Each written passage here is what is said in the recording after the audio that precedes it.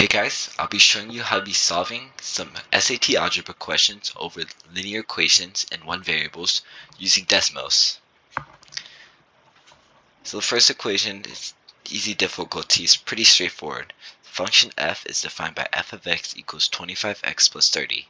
What is the value of f of x when x equals 2?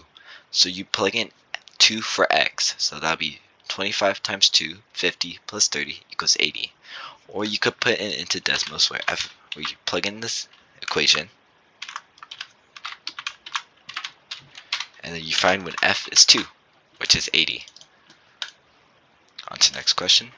Now we're going up to medium difficulty. If x is the solution to the equation above, what is the value of x minus 3? So we have to find what x is. We could find x if we plug in this equation into Desmos.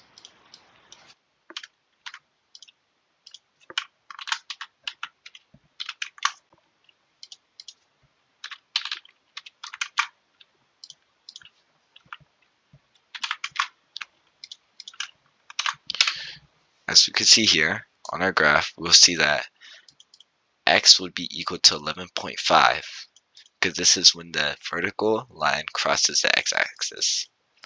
So 11.5. So we know 11.5 is x. Now we're supposed to subtract 3 from it. Answer is 8.5. Now we're going to go to the harder questions. In the given equation, s and r are constants and s is greater than 0. If the equation has infinitely many solutions, what is the value of s? So the issue for this, if we plug in this equation to Desmos,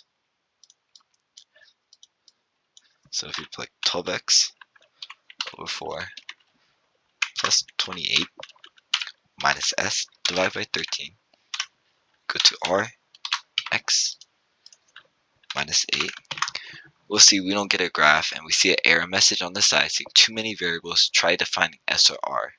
The issue is we don't know what s and r are and we're trying to solve for s. So if we create sliders for r and s, we're just guessing what the answer is, and that's not what we're trying to do.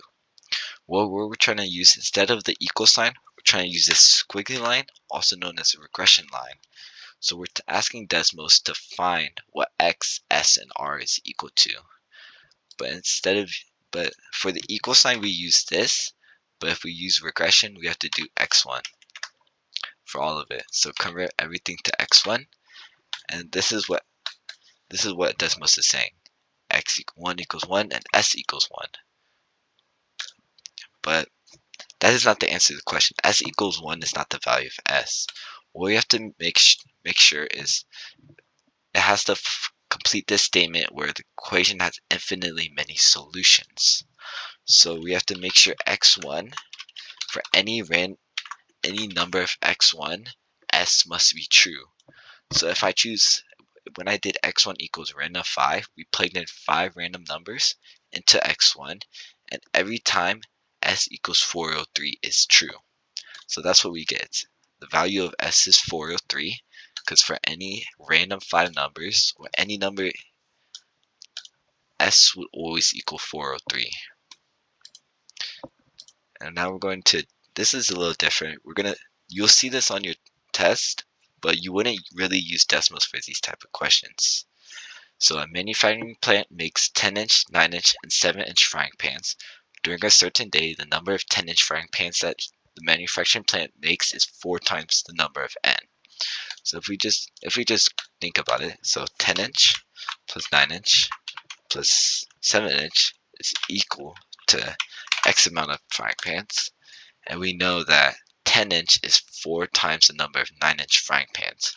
So that's 4n for x, but we know y is now n, and we know in the number of 7-inch frying pan it makes is 10, so z is 10. Now, during this day, the manufacturing plant makes 100 frying pans total. Which equation represents this situation? So now we know the question mark is now 100. So what equation will represent the situation? It will be 5n plus 10 is equal to 100 will represent this situation. So usually under this topic, you'll be able to use Desmos, either regression or just straight equal sign. But there will be some caveats to this exception, such as these word questions where it asks you to create an equation, which you can still use Desmos to like sort out your thoughts.